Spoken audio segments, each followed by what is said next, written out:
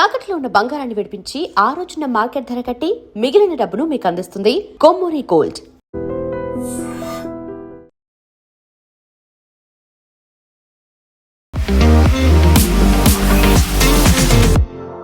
So budget గురించి బోల్డ్ and expectations ఉన్నాయి. But for the first time హిస్టరీలో ఒక సండే రోజు పెట్టారు అంటేనే చాలా హై ప్రయారిటీ కింద ఉంది అనుకున్నప్పుడు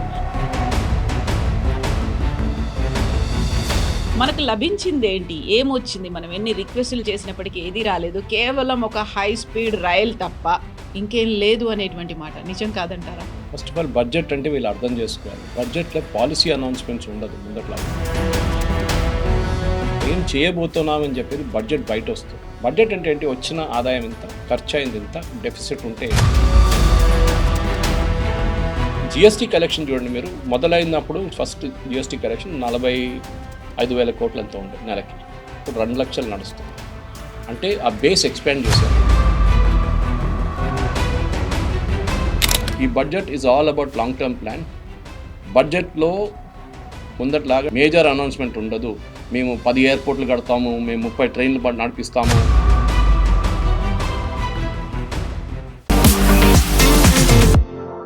నమస్తే, నేను Kavitha. Welcome to I dream news and నిజాలు.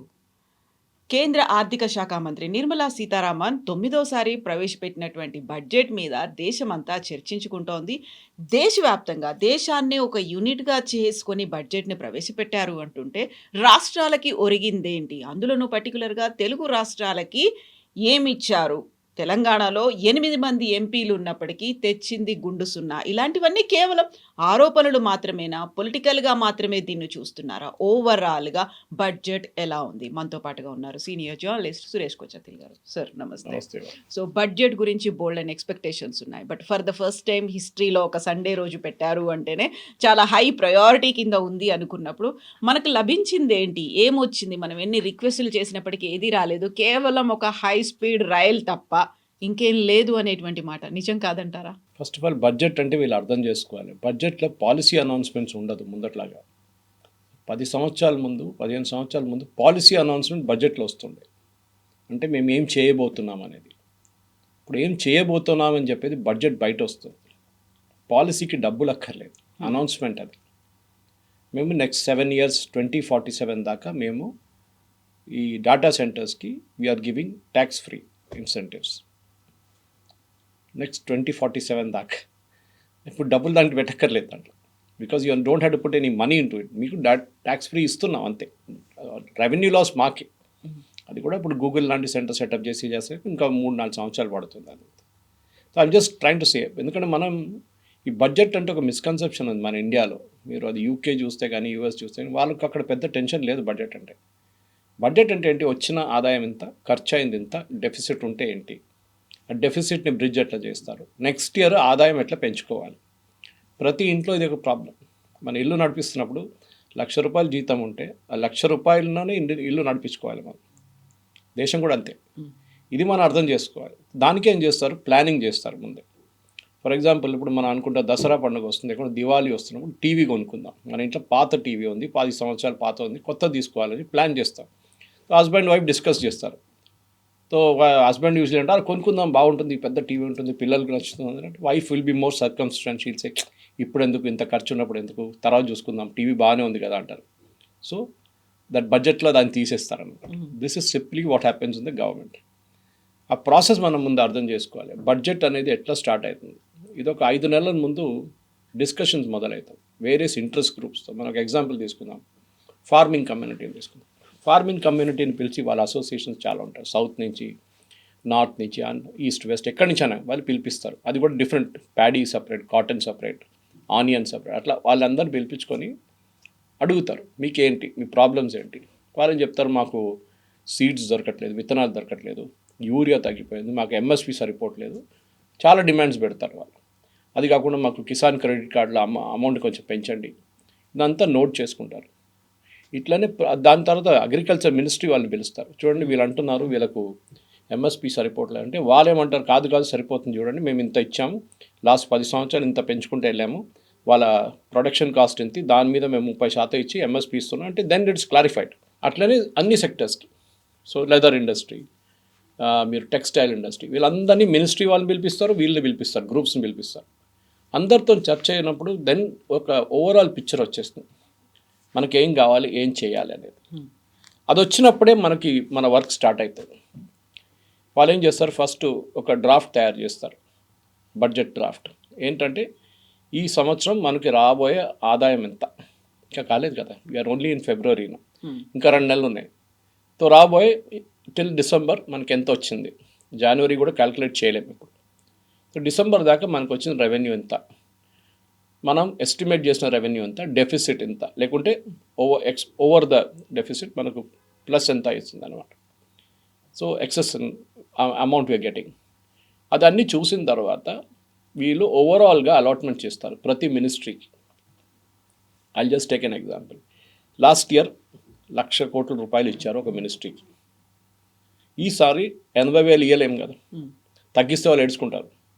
ఎందుకంటే అదే మినిస్ట్రీ కింద ఒక 30 డిపార్ట్మెంట్లు ఉంటుంది, 20 ఇన్స్టిట్యూట్లు ఉంటుంది, ఒక 50,000 మంది ఎంప్లాయీస్ ఉంటారు, వాళ్ళ ప్రోగ్రామ్స్ ఉంటుంది, వాళ్ళ విత్తనాలు. ఇప్పుడు టెక్స్టైల్ అనుకోండి, టెక్స్టైల్ వాళ్ళకు కొన్ని ఇన్సెంటివ్స్ కానీ, వాళ్ళ యాన్ కానీ, కమిటీ చాలా ఉంటుంది ఎక్స్పెండిచర్ వాళ్ళకి. ఇదంతా చూడాలంటే వాళ్ళకు ఒక లిస్ట్ ఉంటుంది, దాని ప్రకారం నెక్స్ట్ ఇయర్ ఒక 10% అయినా పెంచాలి మనం. So they make an allotment for that అనమాట. అట్లనే మిగతా అన్ని మినిస్ట్రీస్కి ఒక ప్లాన్ చేసుకుంటారు. ఇట్లా కొత్త కొత్త స్కీమ్స్ అనౌన్స్ చేస్తారు. ఇప్పుడు high speed rail corridor announce చేశారు. రేపటి నుంచి పని స్టార్ట్ కాదు, అది టైం పడుతుంది. ఫస్ట్ ఆఫ్ ఆల్ సర్వే చేయాల్సి వస్తుంది, సర్వేకి ఒక బడ్జెట్ పెట్టాల్సి వస్తుంది, 50 కోట్లు 100 కోట్లు. వీళ్ళు ఒక టీం సర్వే చేస్తారు, 6 నెలలు 8 నెలలు పడుతుంది సర్వే. ల్యాండ్ ఎంత కావాలి, ఏ రూట్ నుంచి వెళ్తుంది, పక్కన ఈ ఉన్న ట్రాక్ పక్క నుంచి వెళ్ళాలన్నా, నీకు ఇంకెక్కడన్నా సెటప్ చేయాలన్నా, చాలా పని నడుస్తుంది. దాని తర్వాతనే ఒక ఎస్టిమేట్కి వస్తారు. ఓకే, మనకి ఇన్ని కిలోమీటర్లు ఉంటుంది, హైదరాబాద్ నుంచి Bengaluru high speed rail corridor 540 కిలోమీటర్లు ఉంటుంది, దానికి మనకి ఇంత కావాలి. Then comes the costing part of it. అది నెక్స్ట్ బడ్జెట్లో వస్తుంది. ఇప్పుడు అనౌన్స్మెంటే చేశారు అంతే. సో నెక్స్ట్ బడ్జెట్లో ఏం చేస్తారు, రైల్వే మినిస్ట్రీకి ఆ డబ్బులు ఇస్తారు వీళ్ళు. అది ఇంకోటి, ఎందుకంటే దీనికన్నా ముందు మనకు తెలుసు 15-20 సంవత్సరాల ముందు కూడా, 15 సంవత్సరాల ముందు రైల్వే బడ్జెట్ సపరేట్. అది ఇంకో డ్రామా ఉండే రైల్వే బడ్జెట్ అంటే ప్రతి యూనియన్ మినిస్టర్, ఏ రైల్వే మినిస్టర్ ఉన్నారో ఆయన కాన్స్టిట్యున్సీ నుంచి ఎన్ని ట్రైన్లు పోతాయి, ఎన్ని కొత్త ట్రైన్లు అక్కడి నుంచి మొదలైతే, ఎన్ని కొత్త ట్రైన్లు అక్కడ ఆగుతుంది, దాన్ని అనౌన్స్మెంట్స్ ఉంటుంది. అది గణికాంత్ చౌదరి గారు ఉండొచ్చు, మమతా బెనర్జీ ఉండొచ్చు, లాలూ ప్రసాద్ యాదవ్ ఉండొచ్చు, ఎవరైనా కానివ్వండి రైల్వే మినిస్టర్, వాళ్ళ కాన్స్టిట్యున్సీ నుంచి ట్రైన్లు పోవాల్సిందే. ఇప్పుడు చూడండి అట్లా కాదు కదా. ఇప్పుడు మనకి ఆ రైల్వే మినిస్ట్రీలో ఈ రైల్ కారిడార్తో సహా ఇంకా అనౌన్స్మెంట్ మనం చూడలేదు అసలు. ఉంది బడ్జెట్లో ఎక్కడో, కానీ 3 నెలలకు మోదీ గారు జెండా ఊపి 3 వందే భారత్ని పంపిస్తారు. ఇప్పుడు మనం అనుకుంటే దీని బడ్జెట్ ఎక్కడి నుంచి వచ్చింది, మనం అడగలేదే. దాని బడ్జెట్ ఆల్రెడీ అలోకేట్ చేశారు. బహుశా పోయిన సంవత్సరం చేస్తుంటారు, లేకుంటే దానికన్నా ముందున్న సంవత్సరం చేస్తుంటారు. ల్యాబ్స్ కాకుండా చూసుకున్నారు. అది దానికంటే కావాల్సిన ఎక్విప్మెంట్ అంతా ఆర్డర్ చేసుకున్నారు. నెక్స్ట్ 3 సంవత్సరాల్లో మనకి 50 వందే భారత్ ట్రైన్స్ కావాలి, అంటే కోచెస్ కావాలి, సెట్స్ అంటారు. ఒక they take a call on that 50 కావాలన్నా 100 కావాలో నాకు తెలియదు, కానీ I'm just taking a guess. Okay, దానికి ఎంత డబ్బులు కావాలి, దానికి ఇంత డబ్బులు కావాలి. రైల్వే బడ్జెట్లో ఎంత ఉంది, ఈ ఇయర్ ఎంత ప్రొడ్యూస్ చేయొచ్చు, ఈ ఇయర్ మనకి 25 ప్రొడ్యూస్ చేయొచ్చు, నెక్స్ట్ ఇయర్ 25. ఓకే, 25 బడ్జెట్ ఇది కేటాయిస్తారనమాట. చాలా కాంప్లికేటెడ్, అంత ఈజీ కాదు. దాని తర్వాత సెకండ్ డ్రాఫ్ట్ తయారు చేస్తారు. దాంట్లో అలొకేషన్స్ చూస్తారు. అంటే మాకు ఈ సంవత్సరం రావాల్సింది, I'm just ing a figure again, భారతదేశం బడ్జెట్ చాలా ఎక్కువ, 1000 రూపాయలు అనుకోండి మనకు రావాల్సింది. ఇప్పుడు దాకా వచ్చింది 750 రూపాయలే. ఇంకా 250 రూపాయలు 2 నెలల్లో రావాల్సి. యూజువలీ లాస్ట్ 2 మంత్స్లో పికప్ అవుతుంది కలెక్షన్స్. టార్గెట్ ఇస్తారు వీళ్ళు, ఇన్కమ్ ట్యాక్స్ డిపార్ట్మెంట్ కానీ మిగతా డిపార్ట్మెంట్, జిఎస్టీ వాళ్ళందరికీ ఉంటుంది. వాళ్ళు స్పీడప్ చేస్తారు కలెక్షన్. స్పీడప్ అయిన తర్వాత ఒక ఎస్టిమేషన్ వస్తుంది, బై ఏప్రిల్ ఒక తెలిసిపోతుంది. దానికన్నా ముందే వీళ్ళకి ఒక ఐడియా ఉంటుంది. ఓకే, ఈ సంవత్సరం మనకి 1000 కోట్లు కాకుండా ఒక 1000 కోట్ల 10 లక్షలు రావచ్చు, 20 లక్షలు, అంటే కొంచెం ఎక్సెస్. కానీ యూజువల్లీ ఎప్పుడు డెఫిసిట్ ఉంటుంది. మన ఖర్చులు మన జీవితం లాగానే, లైక్ మిడిల్ క్లాస్ ఫ్యామిలీ, ఖర్చులు ఎక్కువ, ఆదాయం తక్కువనే ఉంటుంది ఎంత అయినా కానీ. సో ఏం చేస్తారు, గవర్నమెంట్ బారో చేస్తారు. అంటే వాళ్ళు నోట్లు ప్రింట్ చేయలేరు, వాళ్ళు బారో చేస్తారు, మార్కెట్ నుంచి బారో చేస్తారు, ప్రజల నుంచే బారో చేస్తారు. యాక్చువల్లీ గవర్నమెంట్ ఏం చేస్తారు, ఒక 10,000 కోట్లు 20,000 కోట్లు 1,00,000 కోట్లు బారో చేస్తారు. ఆ బారో ఇంకొక లిమిట్ ఉంటుంది. ఈ ప్రాబ్లం ఎక్కడ వస్తుందంటే మన పర్సనల్ లైఫ్లో కూడా మనం చూస్తాం. ఒకసారి కొంతమంది వాళ్ళకి వచ్చే ఆదాయం కన్నా ఆల్మోస్ట్ 50% ఎక్కువ ఖర్చు పెడతారు. మీరు చూస్తుంటారు. అది ఏం చేస్తారు దానికి ఖర్చు ఎట్లా వస్తుంది? మా డబ్బులు లేవు కదా, డబ్బులు లేని డబ్బులు మీరు ఖర్చు పెట్టండి. మీకు Card ఉన్న use చేస్తారు. మంత్లీ శాలరీ 50,000 ఉంటే మీరు 75,000 ఖర్చు పెడతారు ఈఎంఐలు అది ఇది అని చెప్పేసి. క్రెడిట్ కార్డ్, పర్సనల్ లోన్ తీసుకుంటారు. లాస్ట్లో ఆ సర్కిల్లో డెట్ సర్కిల్లో వచ్చేస్తారు, మీరు కట్టలేకపోతారు. ఓకే, అది గవర్నమెంట్ కూడా అదే ప్రాబ్లం ఉంది. తెలంగాణ గవర్నమెంట్ ఉండొచ్చు, కేరళ గవర్నమెంట్ ఉండొచ్చు, మహారాష్ట్ర గవర్నమెంట్ ఉండొచ్చు, యూనియన్ గవర్నమెంట్ కూడా, వీళ్ళందరూ అప్పు తీసుకుంటారు. కానీ ఈ అప్పు అంతా మెజర్ చేసేటంటే percentage of GDP, state GDP or central GDP. ఆ జీడిపికి ఒక పర్సంటేజ్ మీరు బారో చేస్తే ప్రాబ్లం లేదు. డెఫిసిట్ పర్సంటేజ్ ఉంటుంది. For example union government deficit ఇప్పుడు 55.4. Okay, that is the deficit for the union government percentage wise, which is healthy, no problem. అది ఇంకా తగ్గించుకుంటే బాగుంటుంది. కానీ కోవిడ్ టైంలో అది 70 దాకా వెళ్ళింది, బికాజ్ ఆదాయం లేకుండా సో చాలా బారో చేయాల్సి వచ్చింది. ఈ అమౌంట్ ఇమీడియట్ కట్టక్కర్లేదు, ఇది ఇయర్ బై ఇయర్ కట్టేస్తారు ఈ అమౌంట్ ఇంట్రెస్ట్తో సహా. దానికోసం మీరు చూసుంటారు, వెన్ 100 రూపీస్ వస్తే ఆ 100 రూపీస్ ఎక్కడికి వెళ్ళిందని చెప్పి ఈ ఎకనామిక్ టైమ్స్ లాంటి పేపర్లో బడ్జెట్ నెక్స్ట్ డే చూపిస్తారు. వచ్చిన ఆదాయం 100 రూపాయలు, దాంట్లో శాలరీస్ అండ్ పెన్షన్స్ ఇంత, వెల్ఫేర్ స్కీమ్కి ఇంత, ఇంట్రెస్ట్ పేమెంట్స్ అని ఉంటుంది. అది ఇది ప్రిన్సిపల్ అమౌంట్ మాట్లాడలేదు, ఇంట్రెస్ట్ పేమెంట్. ఎక్కడ కూడా చూసాం, కేసీఆర్ గారు వచ్చారు, మొత్తం విపరీతంగా 3 లక్షల కోట్ల అప్పు తీసుకున్నారు, అది ఇది అని చెప్పి, నాకు ఎగ్జాక్ట్ అమౌంట్ గుర్తులేదు. కానీ ఈ కాంగ్రెస్ వాళ్ళు ఆరోపణ చేస్తుంటారు, ఆయన మేడిగడ్డ కట్టడానికి, కాళేశ్వరం కట్టడానికి డబ్బులు తీసుకున్నాడు, left right and centre borrow చేసుకున్నాడు, ఇప్పుడు మేము కడుతున్నాం అని చెప్పి రేవంత్ రెడ్డి ఏడుస్తున్నారు. కరెక్ట్ అది. సో బారోయింగ్ ఎప్పుడు సెన్సిబుల్గా చేయాల్సి ఉంటుంది మనం. కానీ మనం చూడాల్సింది ఏంటంటే, మనకి వచ్చే ఆదాయంలో క్యాపిటల్ అసెట్స్ క్రియేట్ చేస్తున్నామా లేదా. క్యాపిటల్ అసెట్స్ అంటే మీరు ఒక బిల్డింగ్ కడుతున్నారా, రోడ్ కడుతున్నారా, ఒక రైల్వే స్టేషన్ కడుతున్నారా, ఒక బస్ స్టాండ్ కడుతున్నారా, హాస్పిటల్ కడుతున్నారా, క్యాపిటల్ అసెట్స్ క్రియేట్ చేస్తాం. కాదు, మేము ఫ్రీ బస్ రైడర్ ఇస్తున్నాం మహిళలకి, క్యాపిటల్ అసెట్ లేదు దాంట్లో. మీరు ఖర్చు పెడుతున్నారు కానీ దానికి ఒక అసెట్ క్రియేట్ కావట్లేదు. మీరు 1,00,000 కోట్లు ఖర్చు పెట్టారు, సరే 1,00,000 కోట్లు ఖర్చు పెట్టి ఏం చేశారు దాంట్లో? ఏం లేదు, ఇచ్చేసాం, అయిపోయింది. నెక్స్ట్ ఇయర్ మళ్ళీ ఇవ్వాల్సి వస్తుంది. సో దెర్ ఇస్ అ పెద్ద డేంజర్. ఇప్పుడు 16 ఫైనాన్స్ కమిషన్ కూడా అదే చెప్పారు. కొన్ని స్టేట్స్ అయితే వాళ్ళ బడ్జెట్ది 18% దాకా ఫ్రీబీస్లు ఇస్తున్నారు. ఒక 5 సంవత్సరాల ముందు ఇది 3-4% ఉండే. అంటే మీ దగ్గర ఉన్న 100 రూపాయల్లో మీరు ఇంకెక్కడో ఖర్చు పెట్టాల్సింది తీసేసి, బ్రిడ్జ్ కట్టాల్సింది, రోడ్లు కట్టాల్సింది, స్కూల్ కట్టాల్సిన డబ్బులు తీసుకొని, హెల్త్ కేర్ మీద ఖర్చు డబ్బులు తీసుకొని మీరు ఫ్రీబీస్కి ఇస్తున్నారు. మీకు ఎక్స్ట్రా అమౌంట్ ఎక్కడ రావట్లేదు, ఉన్న అమౌంట్ అడ్జస్ట్ చేసుకోవాల్సి వస్తుంది. ఫైనాన్స్ మినిస్టర్ పని అది. ఇది చాలా డేంజరస్. బట్ కొన్ని సిల్వర్ లైనింగ్స్ ఉన్నాయిలే. ఎందుకంటే ఈ బడ్జెట్ నేను చెప్పాను చూడండి, మన మిడిల్ క్లాస్ ఎక్స్పెక్టేషన్ అంటే ఇన్కమ్ ట్యాక్స్ తగ్గిందా, మనకి ఇంకేమైనా తగ్గిందా. జిఎస్టీ వచ్చిన తర్వాత, జిఎస్టీ బడ్జెట్ నుంచి బయటికి వెళ్ళిన తర్వాత బడ్జెట్లో రొమాన్స్ పోయింది మొత్తం. అంత టెన్షన్ లేదు బడ్జెట్. మీరు చూడండి, ముందు బడ్జెట్ ప్రజెంట్ చేస్తున్నప్పుడు యశ్వంత్ సిన్హాను, అది మన దానికన్నా ముందున్న ఫైనాన్స్ మినిస్టర్స్ ఎవరైనా, మన్మోహన్ సింగ్ గారు కూడా ప్రజెంట్ చేశారు ఒక్కోసారి, అరుణ్ జైట్లీ గారు, చిదంబరం చేశారు. అప్పుడు చాలా టెన్షన్ ఉండే, ఏం పెంచేస్తారో, సిగరెట్ పెంచిపోతే మందు పెంచుతారో, అక్కడ చెప్పులు కాస్ట్లీ అవుతుందో, లేకుంటే ఇక్కడ టెలివిజన్ సెట్ కాస్ట్లీ అవుతుందో, ఇదే ఉంటుంది. ఇప్పుడు అదంతా జిఎస్టీ బయటికి వెళ్ళిపోయింది. ఇప్పుడు ఆ జిఎస్టీ ఎలిమెంట్ వెళ్ళిన తర్వాత బడ్జెట్లో ఎక్కువ ప్రొనౌన్స్మెంట్స్ లేవు. ఈసారి జిఎస్టీ రేషనలైజేషన్ జరిగినప్పుడు మనకు గుర్తుంటుంది, 4 స్లాబ్ నుంచి 2 స్లాబ్ చేశారు. అది అవుట్ సైడ్ బడ్జెట్ జరిగింది. అది కూడా 6 నెలల ముందు. బడ్జెట్తో సంబంధం లేదు, కానీ బడ్జెట్తో సంబంధం ఉంటే ఉంది. ఎందుకంటే budget collection of GST also comes in to the budget. కానీ జిఎస్టీ కలెక్షన్ చూడండి, మీరు మొదలైనప్పుడు ఫస్ట్ జిఎస్టీ కలెక్షన్ 45,000 కోట్లు ఎంతో ఉండే నెలకి, ఇప్పుడు 2 లక్షలు నడుస్తుంది. అంటే ఆ బేస్ ఎక్స్పాండ్ చేశారు వాళ్ళు. ప్రతి పానీపూరి వారిని, పాండబ్బా వారిని అందరూ వేసుకున్నారు ఇప్పుడు జిఎస్టీ వాళ్ళు. యూపీఐ కొట్టంగానే వాడు చూపిస్తుంది వాడు అమౌంట్ ఎంత అని చెప్పేసి, ప్రతిరోజు బ్యాంకులో ఎంత పడుతుందని తెలుసు. ఇన్కమ్ ట్యాక్స్ వాళ్ళకి నోటిఫికేషన్ వస్తుంది. దట్స్ అ బ్రాడ్ పిక్చర్ అనమాట. కానీ బ్యాంక్లో కూడా ప్రాబ్లం ఉంది మన దగ్గర. ఇప్పుడు లేటెస్ట్ రిపోర్ట్ నిన్న చూసాను ఎకనామిక్ టైమ్స్లో, బ్యాంక్ డిపాజిట్ తగ్గిపోయింది అనమాట. ఇప్పుడు దానికి కారణాలు ఉన్నాయి. మన జనరేషన్ బ్యాంక్లో డబ్బులు వేస్తారు, శాలరీ నుంచి తీసేటప్పుడు కూడా బ్యాంకులో కొంచెం ఉంచుకుంటాం మన ఎమర్జెన్సీ కోసం. ఒక 50,000 1,00,000 రూపాయలు వస్తే ఎక్స్ట్రా ఏదైనా దాని నుంచి వచ్చినప్పుడు దాన్ని ఎఫ్డీలు వేసేస్తాం. ఇప్పుడున్న జనరేషన్కి ఎఫ్డీతో సంబంధం లేదు. They are not bothered about FD. వాళ్ళు గోల్డ్లో పెడతారు ఇన్వెస్ట్మెంట్, స్టాక్స్లో పెడతారు ఇన్వెస్ట్మెంట్, క్రిప్టో కరెన్సీలో పెడతారు ఇన్వెస్ట్మెంట్, ల్యాండ్ కొనుక్కుంటారు, లేకుంటే అపార్ట్మెంట్ కొనుక్కుంటారు. ఇప్పుడున్న జెన్జీ జనరేషన్కి that is most important. So వాళ్ళు బ్యాంక్లో తక్కువ డబ్బులు పెట్టినప్పుడు బ్యాంక్ వాళ్ళకి లోన్ ఇవ్వడానికి ప్రాబ్లం అవుతుంది. That has been discussed in this budget. కానీ అన్నిటికన్నా మంచిది ఏంటంటే bank NPAs non performing assets చాలా ఎక్కువ ఉండే ఒక 15 సంవత్సరాల ముందు.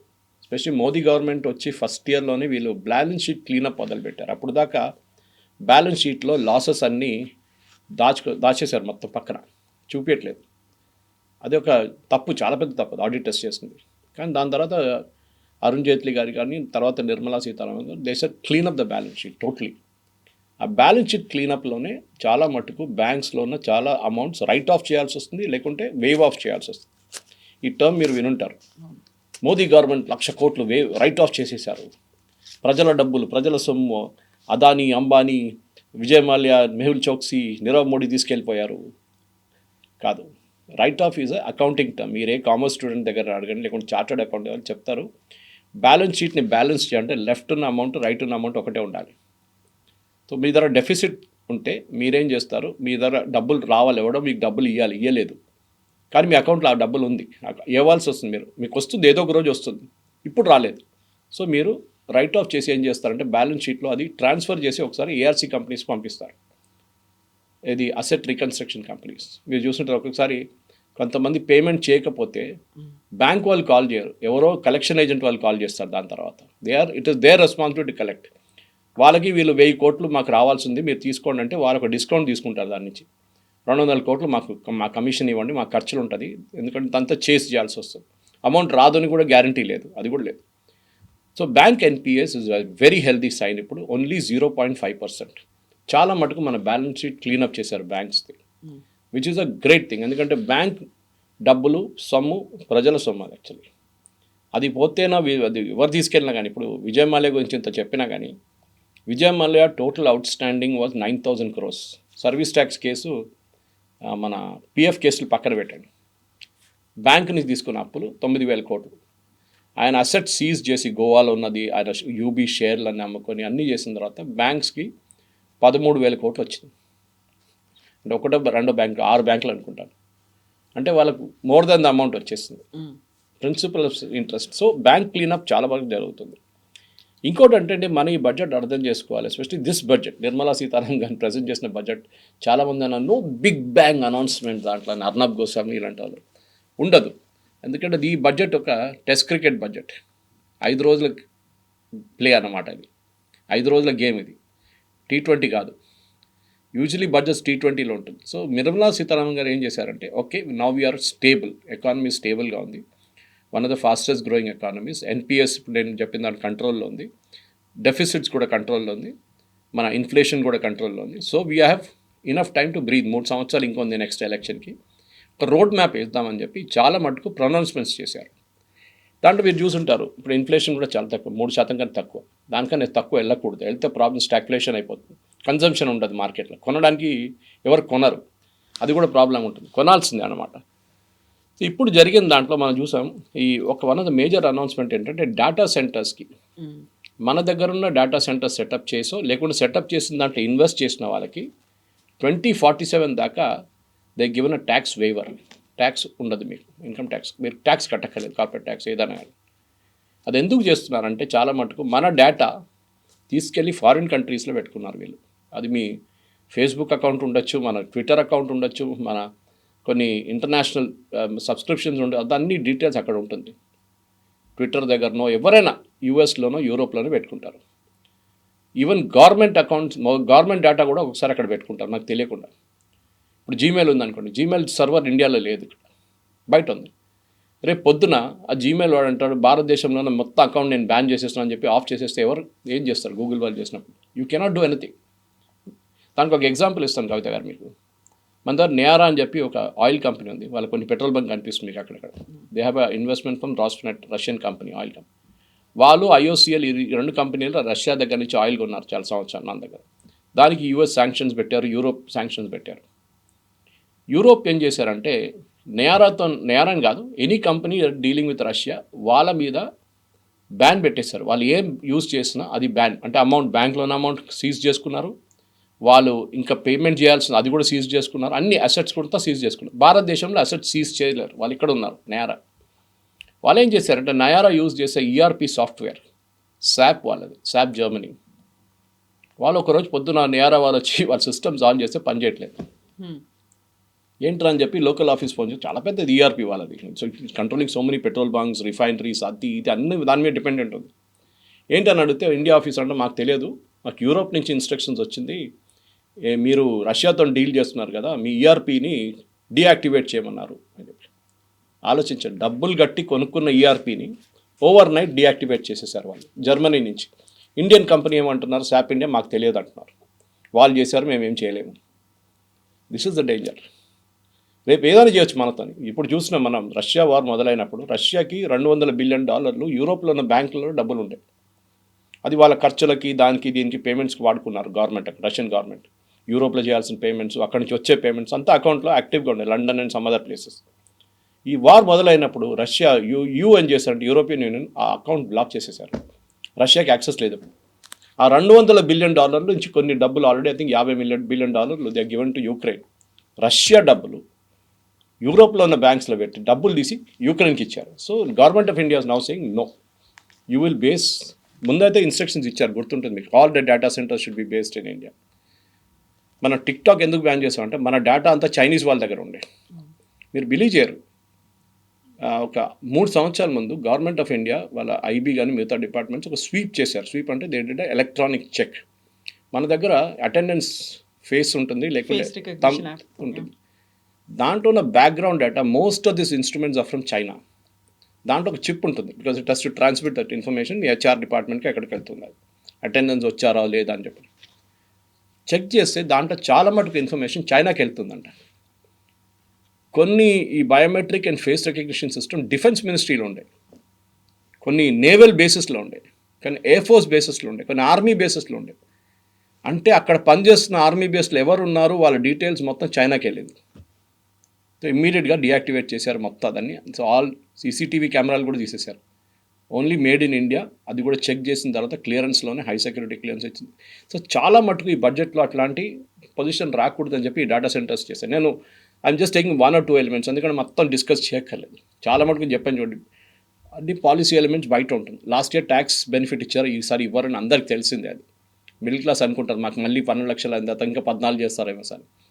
ఇండియాలో 2% మంది ఇన్కమ్ ట్యాక్స్ కడతారు. దాని మీద కూడా పెద్ద డిబేట్ ఉంది, ఎందుకు 100% మంది కట్టట్లేదు. అది బికాజ్ మన దగ్గర 65 నుంచి 70% మంది రైతులు, వాళ్ళకి ఇన్కమ్ ట్యాక్స్ ఉండదు. సరే వాళ్ళ దాంట్లో కొంచెం చాలా రిచ్ ఫ్యామిలీస్ ఉన్నారు, 100 ఎకర్లు, 200 ఎకర్లు, 300 ఎకర్లు, ట్రాక్టర్లు, BMWలు, పంజాబ్ లాంటి ప్లేస్లు. వాళ్ళని ట్యాక్స్ చేయాలంటే ఎస్, నేనైతే పర్సనల్గా ఎస్ అంటాను. కానీ గవర్నమెంట్ చేయరు, భయపడతారు, ఎందుకంటే పెద్ద ఒక ఓట్ బ్యాంక్ అది. వాళ్ళని పక్కన పెడితే మిగతా ఎవరు, మన దగ్గర ఉన్న డైలీ వేజ్ వర్కర్స్ చాలామంది ఉంటారు, వాళ్ళు కూడా ట్యాక్స్ బ్రాకెట్లో రారు. 15,000, 20,000, 30,000 వచ్చే వాళ్ళకి, ఎందుకంటే 12 లక్షల దాకా ట్యాక్సే లేదు కదా. So you need not pay tax. Even ₹1,00,000 వస్తే కూడా మీరు ట్యాక్స్ పే చేయక్కర్లేదు టెక్నికలీ, మీ స్టాండర్డ్ డిడక్షన్ అంతా తీసేస్తే. సో ట్యాక్స్ బ్రాకెట్ పెంచాలి, ఎస్, దాంట్లో డౌట్ లేదు. కానీ దాంట్లో అది గవర్నమెంట్ రెగ్యులర్గా దీంట్లో అనౌన్స్ చేయరు, పాలసీ అనౌన్స్మెంట్ ఉంటుంది, అది ఎట్లా జరుగుతుంది అనేది. సో ఇది మెయిన్గా ఒకటంటే గవర్నమెంట్ ఒక లాంగ్ టర్మ్ గేమ్ ఆడుతున్నారు. మీరు ఏదైనా చూడండి, చిన్న చిన్న స్కీమ్స్ కూడా వీళ్ళు డేటా సెంటర్స్ కాకుండా వీళ్ళ వైపు నుంచి ఉన్న మ్యాక్రో స్టెబిలిటీ అచీవ్ చేయడానికి చేసిన చాలా మటుకు ఇన్స్టెన్సెస్ 2037, 2040 దాకా అనౌన్స్ చేసుకుంటూ పోతున్నారు. This policy will be applicable, semiconductor policy for example 2037 దాకా ఇప్పుడే అనౌన్స్ చేశారు. ఎందుకంటే పెట్టుబడి పెట్టినప్పుడు ఎవరైనా కానీ 100 కోట్లు పెట్టినా, 200 కోట్లు పెట్టినా, వాళ్ళకు ఒక రీఅష్యూరెన్స్ కావాలి. కొత్త గవర్నమెంట్ వస్తే మమ్మల్ని తీసి బయటపడేవారు, మీరుంటే కూడా మాకు డౌట్. ఇవాళ మోదీ గారు ఉంటారు, రేపు కొత్తగా బీజేపీ లీడర్ వస్తే ఏం చేస్తాడు, నిర్మలా సీతారామన్ లేను ఇంకో ఫైనాన్స్ మినిస్టర్ ఏం చేస్తారు, ఒక డౌట్ ఉంటుంది వాళ్ళు. So they want continuity of policy which is not there in US. Trump అదే ప్రాబ్లం వచ్చింది, బైడెన్ పెట్టిన అన్ని నిర్ణయాలు పక్కన తీసేసాడు, అన్ని చేంజ్ చేసేసాడు. సో కంపెనీలు భయపడతారు అట్లాంటి. సో భయపడకుండా ఉండడానికి చేస్తున్నమాట.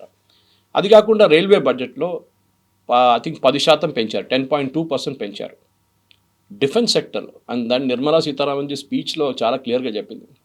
లాస్ట్ 10 సంవత్సరాల్లో డిఫెన్స్లో పెట్టిన పెట్టుబడి ఆపరేషన్ సింధూర్లో రిజల్ట్ చూపించింది మాకు, విచ్ ఇస్ కరెక్ట్. ఎందుకంటే ఆపరేషన్ సింధూర్లో అది బ్రహ్మోస్ ఉండొచ్చు, ఆకాష్ ఉండొచ్చు, ఈవెన్ S-400 మీద ఏమైనా పెట్టుబడి ఉండొచ్చు, అన్నీ పనిచేసినాయి అనమాట, ఈవెన్ రఫాల్.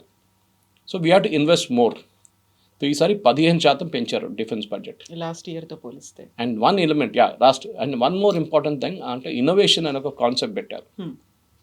ఒట్టిగా it is not just production or something like that, innovation కూడా పెట్టారు. ఇన్నోవేట్ చేయండి డిఫెన్స్లో. ప్రైవేట్ సెక్టర్ చాలా కంపెనీలు ఉన్నారు ఇప్పుడు డిఫెన్స్ సెక్టర్లో, ముందట్లా కాదు. More than private sector, private sector companies చాలా ఉన్నాయి. బాబా కళ్యాణి గ్రూప్ కానీ, టాటాస్ కానీ, మహీంద్రాస్ కానీ చాలా గ్రూప్స్ పనిచేస్తున్నారు. చిన్న చిన్న స్టార్టప్స్ కూడా ఉన్నారు. మన దగ్గర లోకేష్ మిషన్స్ ఉంది, MTAR ఉంది, చాలా కంపెనీస్ ఉన్నారు అట్లా. ఇప్పుడు ఏం జరగబోతుందంటే కవిత గారు, government is not thinking of this year, next 10 years ఆలోచిస్తున్నారు అనమాట. So one year to discuss is, for example innovation గురించి మాట్లాడినప్పుడు ముందు మన అటల్ ఇన్నోవేషన్ సెంటర్ అని చెప్పి స్కూల్స్లో పెట్టే చూడండి. ఇప్పుడు గవర్నమెంట్ ఏమంటున్నారు, కంటెంట్ ఇస్ కింగ్. మనం మాట్లాడుతూ ఉంటాం, మన పని అదే కదా కంటెంట్. టెలివిజన్ షోస్లో కానీ మిగతా దాంట్లో కంటెంట్ ప్రొడ్యూస్ చేయడానికి పిల్లల్ని స్కూల్ నుంచే ఎంకరేజ్ చేయాలి. అంటే ఒకటి రాయడం కాదు, చదవడం కాదు, even creating a comic character on screen. స్కూల్స్లో ఉన్నాయి, కొన్ని కంప్యూటర్స్ పెడతారు, వీళ్ళు ఏం లేదు, పిల్లలు వెళ్ళి అక్కడ కూర్చుంటారు, కొంచెంసేపు ఆడుకుంటారు, వచ్చేస్తారు, అయిపోయింది. ఏదో కోడింగ్, బేసిక్ కోడింగ్ నేర్పిస్తారు, అయిపోయింది అంతే. వాళ్ళకు కాలేజ్ లెవెల్కి తీసుకెళ్ళడానికి ఏం లేదు వాళ్ళ దగ్గర. సో ఇప్పుడు ఏం చేస్తున్నారు అంటే స్కూల్ లెవెల్ అండ్ కాలేజ్ లెవెల్లో ఈ కంటెంట్ ల్యాబ్స్ పెడుతున్నారు. దానికి ఒక పెద్ద అమౌంట్ పెట్టారు గవర్నమెంట్. దాంట్లో ఏం చేస్తారు, I think they identified 1000 schools and colleges. చిన్నప్పటి నుంచే వీళ్ళని యానిమేషన్ కానీ, మిగతా గేమింగ్ కానీ, ఇట్లాంటి కాన్సెప్ట్స్ మీద పని చేపిస్తారు వీళ్ళతో. అది ఒక్కొక్క గ్రేడ్లో ఒక్కొక్కటి ఉంటుంది అనమాట. So as you keep going up me skill improve అవుతుంది. మీరు కాలేజ్కి వెళ్ళినప్పుడు ఇంకా ఇంప్రూవ్ అవుతుంది. దాని తర్వాత మీరు ఇంజనీరింగ్ చేస్తారో, ఏం చేస్తారో, డిజైన్కి వెళ్తారో, ఏదైనా చేయండి మీరు, but the skill will stay with you. మనకు కావాల్సింది ఇది. Science, maths, physics, chemistry, biology, geography, moral science, ఇదే నడుస్తుంది చిన్నప్పటి నుంచి. మనకు కావాల్సింది we have to learn technical things. నేను ఎప్పుడు చెప్తూనే ఉంటాను చూడండి, మనకు IITs చాలా ఉన్నాయి. లాస్ట్ 10 సంవత్సరాలు చాలా వచ్చినాయి IITs. I think we should stop, ఎందుకంటే డైల్యూట్ అయిపోతుంది స్టాండర్డ్స్ ఇప్పుడు IIT. మనకు కావాల్సింది ITIs. మన పిల్లల్ని ITIలో ట్రైన్ చెప్పాను. మన దగ్గర ఎవరు ప్లంబర్గా పనిచేయడానికి రెడీ లేరు, ఎలక్ట్రీషియన్గా పనిచేయడానికి రెడీ లేరు, ఎయిర్ కండిషనింగ్ మెకానిక్గా పనిచేయరు, కార్పెంటరీ పనిచేయరు. మీరు అబ్రాడ్ వెళ్ళండి, it's a big profession there. మన దగ్గర ఈ ప్రాబ్లం ఉంది. దానికోసం అర్బన్ కంపెనీ లాంటి కంపెనీలు పనిచేస్తున్నారు, వాళ్ళు దాంట్లో ఇంత సక్సెస్ఫుల్గా అయ్యారన్నమాట. ఇది మనం అర్థం చేసుకోవాలి. చిన్నప్పటి నుంచే పిల్లలు నేర్పి this is a good move done by the government అనమాట. కార్పొరేట్ వైపు చూస్తే కార్పొరేట్ ట్యాక్స్ రెవెన్యూస్ పెరిగింది ఈ సంవత్సరం. అయితే in fact it has gone up strongly. Physical deficit నేను చెప్పాను చూడండి 54.5 ఉంది ఇప్పుడు. ఇన్ఫ్యాక్ట్ ఇన్కమ్ ట్యాక్స్ తగ్గించిన తర్వాత కూడా 12 లక్షలు తగ్గించిన తర్వాత ఈసారి till December I think it's 6.5% growth ఉంది ఇన్కమ్ ట్యాక్స్ది. అండ్ చాలా మటుకు అనలిస్ట్ ఏం చెప్తున్నారు, నిన్న కూడా చూశాను నేను టీవీలో, దట్ గవర్నమెంట్ చెప్తున్న 7.4 GDP గ్రోత్ కాకుండా ఈసారి 8% దాకా కూడా వెళ్ళొచ్చు, which is what world bank is also predicting. IMF, world bank అదే చెప్తున్నారు, it will be very strong beyond 7.8. So 8% వస్తే బాగుంటుంది. సో మనం ఏం అర్థం చేసుకోండి, ఇప్పుడు ఎప్పుడు చైనా అని కంపేర్ చేస్తాం మనం కవిత గారు. చైనా సౌత్ ఏషియన్ క్రైసిస్ వచ్చినప్పుడు, ఎకనామిక్ క్రైసిస్ వచ్చిన టైంలో ఒక 10 years China did very well, double digit growth వచ్చింది వాళ్ళకి. అది మనం మర్చిపోకూడదు. We have to achieve double digit growth somewhere. 5 సంవత్సరాల తర్వాత మన డబుల్ డిజిట్ గ్రోత్ మొదలవుతుంది అన్నమాట. అది మొదలైనప్పుడే మనకి we can pick up to somewhere and 9% గ్రోత్కి రావచ్చు మనం. ఆ 9% వస్తే చాలు, then we can pick up from there and run with it అనమాట. 2001 నుంచి 2007 I remember that China's growth was actually in that phase. Double digit అంటే 10% అండ్ మోర్ వాళ్ళ గ్రోత్. ఇప్పుడు మళ్ళీ తగ్గి కిందకి వచ్చారు వాళ్ళు. మనం ఇప్పుడు 7.2 ఉన్నాం, 8కి వచ్చామనుకోండి, నెక్స్ట్ 9. కోవిడ్ తర్వాత చాలా దేశాలు ఇంకా రికవర్ చేయలేదు. ఇంకా యూరోప్ చూడండి, US చూడండి, అందరూ 4.5, 2.3 ఆ రేంజ్లో ఉన్నారు అందరు. మనం ఇప్పుడు కూడా 7లో we are consistently at 7.5. So GDP growth అది, it is not GDP. GDP ఎంత పెరిగింది, 100 నుంచి 150కి వెళ్ళిందా, 100 నుంచి 110కి వెళ్ళిందా, 100 నుంచి 120కి వెళ్ళిందా, that is what we are looking at అనమాట. సో లాంగ్ టర్మ్ ప్లాన్ నడుస్తుంది ఇప్పుడు. ఈ budget is all about long term plan. బడ్జెట్లో ముందట్లాగా అనౌన్స్మెంట్స్ ఉండదు, మేజర్ అనౌన్స్మెంట్ ఉండదు. మేము 10 ఎయిర్పోర్ట్లు కడతాము, మేము 30 ట్రైన్లు నడిపిస్తాము, మేము అది ఇస్తాము, మేము ఇది ఇస్తాము, ఏమి ఉండదు. All those are policy announcements which is made outside the budget. డబ్బులు పెట్టక్కర్లేని అనౌన్స్మెంట్స్ అంతా బయట చెప్తారు. డిఫెన్స్ సెక్టర్కి మేము 15% పెంచాము, ఇప్పుడు వాళ్ళు అనౌన్స్మెంట్ చేస్తారు ఆ 15% మేము ఎట్లా ఖర్చు పెడతాం. రైల్వేకి 10% ఎక్కువ ఇచ్చాం, నెక్స్ట్ ఇయర్ మేము 12 వందే భారత్ నడిపిస్తాం. That is announcement they will make. ప్రతి మినిస్ట్రీ, అశ్విని వైష్ణవ్ గారు అది చూసుకుంటారు, రాజ్నాథ్ సింగ్ డిఫెన్స్ చూసుకుంటారు, వచ్చిన డబ్బులు వాళ్ళు పంచిపెట్టుకుంటారు అనమాట. సార్ బోల్డ్ అని ఎపిసోడ్స్ కూడా ఉన్నాయి మాట్లాడుకోవడానికి. డెఫినెట్, ఎందుకంటే చాలా మటుకు నాకు నచ్చింది ఏంటంటే ఐఎమ్ ఎ ఫర్మ్ బిలీవర్, ఎందుకంటే నేను ఎకనామిక్ టైమ్స్లో పనిచేసిన మనిషి. నేను ఆ టైంలో బడ్జెట్ అనగానే మాకు ఆ వీక్ ఎవరికి లీవ్ కూడా ఇవ్వరు మాకు. లెక్కలన్నీ చూస్తూ ఎందుకంటే ఇది రా డేటా వస్తుంది, మళ్ళీ ఇమ్మీడియట్ నెక్స్ట్ డే గ్రాఫిక్స్ అది ఇది కాపీలు పెంచేస్తారు, సేల్స్ పెరిగిపోతుంది. ఎకనామిక్ సర్వే సేల్స్ 30,000 కాపీలు 40,000 కాపీలు పెరుగుతుంది ప్రింట్ ఎకనామిక్. ఇప్పుడు చూడండి ఎక్సైట్మెంట్ లేదు. ఇప్పుడు చూస్తున్నాం బడ్జెట్ అయిపోయిందా అంతే.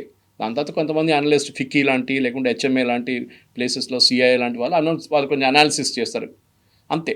అనాలిసిస్ ముందు కూడా నాని పాల్కే వాళ్ళే చేస్తుండే analysis. To do it in bourbon స్టేడియంలో చేస్తుండే ఆయన. అంతమంది వస్తారు ఆయన వినడానికి. ఇప్పుడు ఒక మీట్ పెడితే 300 మంది కూడా రారు. వాళ్ళు ఏమైనా అడిగితే మాకు తెలుసులే అంటారు వాళ్ళు. సో ఇది బడ్జెట్ అనేది మనకు నార్మల్ మిడిల్ క్లాస్ యాటిట్యూడ్ ఏంటంటే నాకేముంది దీంట్లో, మనం అది మర్చిపోవాలి. మనకి ఏముంటుందని సంవత్సరంలో మొత్తం చెప్పుకుంటే పోతారు వీళ్ళు. ఆ పాలసీ అని అనుకుంటే అప్పుడు మనం అర్థం చేసుకోవాలి. ఇల్లు ఎట్లా నడిపిస్తున్నామో బడ్జెట్ కూడా అంతే, ప్రభుత్వాన్ని అంతే. Thank you very much.